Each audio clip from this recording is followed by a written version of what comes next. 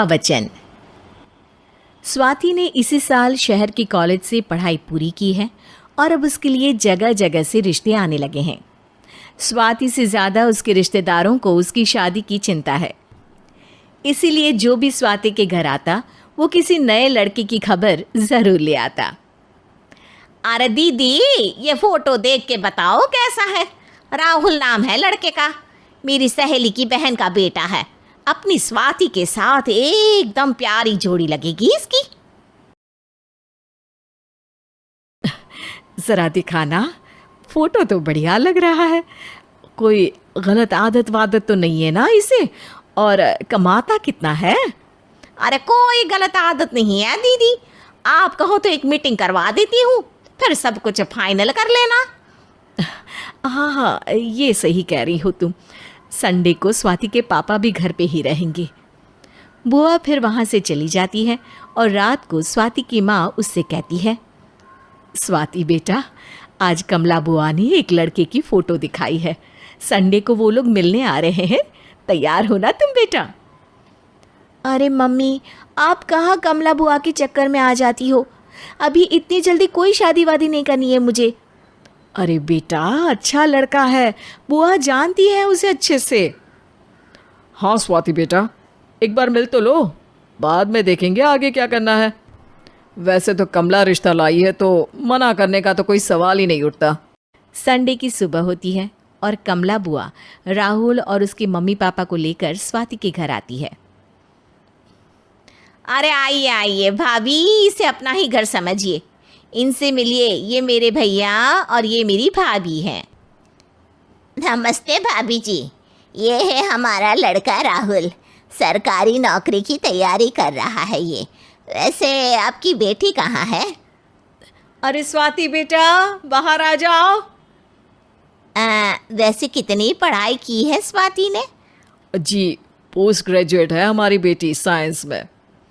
ये सब तो ठीक है, पर घर संभालना जानती है या नहीं? हमें कौन सी इससे नौकरी करवानी है? नौकरी तो मेरा बेटा करेगा ही। पर मैंने इतनी पढ़ाई की है और आप चाहती हैं कि मैं घर पर ही बैठी रहूं?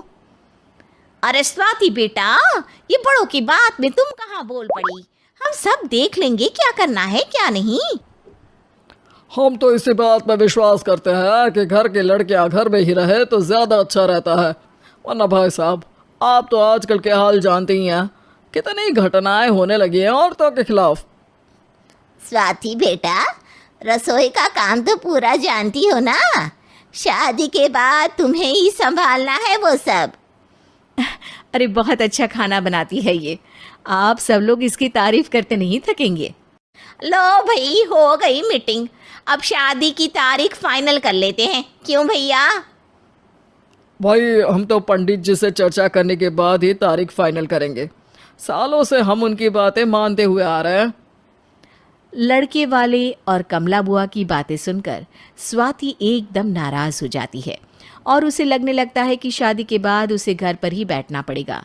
लेकिन घर वालों के आगे उसकी एक नहीं चलती और उसे शादी के लिए हाँ कहना पड़ता है। शादी का दिन आ जाता है और सब मंडप में जमा होते हैं।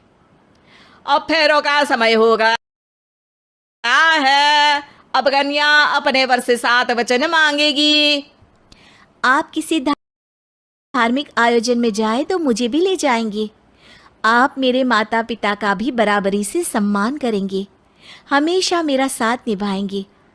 आपको दोनों परिवार की जिम्मेदारियां बखूबी निभानी होगी। हर ज़रूरी बात में मेरी भी राय लेंगे। आप सभी गलत आदतों से दूर रहेंगे। आप मेरे अलावा किसी और औरत से कोई गलत संबंध नहीं बांधेंगे। ये 7 वचन पूरे हुए, वर क्या तुम्हें ये सारे वचन मंजूर है? जी हाँ पंडित जी, मैं सारे वचन अच्छी तरीके से निभाऊंगा। अरे वाह वाह, बढ़िया तरीके से सब काम संपन्न हो गया।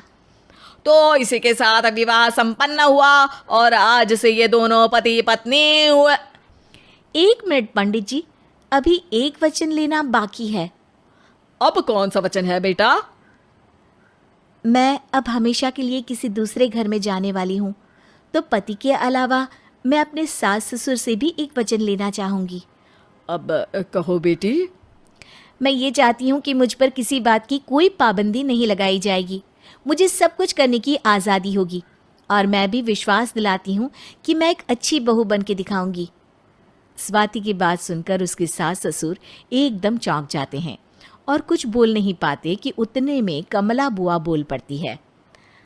अरे बेटा, ये भी कोई कहने की बात है? रानी बन के रहोगी तुम तो। वचन देने से पहले सोच लीजिए, क्योंकि शास्त्रों में वचन ना निभाने वालों के लिए नरक से भी बदतर सजा लिखी है।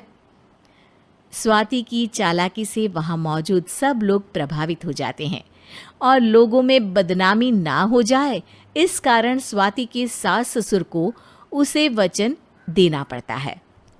अरे कैसी अपशकुन वाली बातें कर रहे हैं आप पंडित जी। हमें मंजूर है बेटा तुम्हारी शर्त। स्वाति अपनी समझदारी से अपनी बात अपने ससुराल वालों से मनवा लेती है और खुशी खुशी राहुल से शादी कर लेती है। अब से हर शादी में मैं खुद 8 वचन दिलवाऊंगा।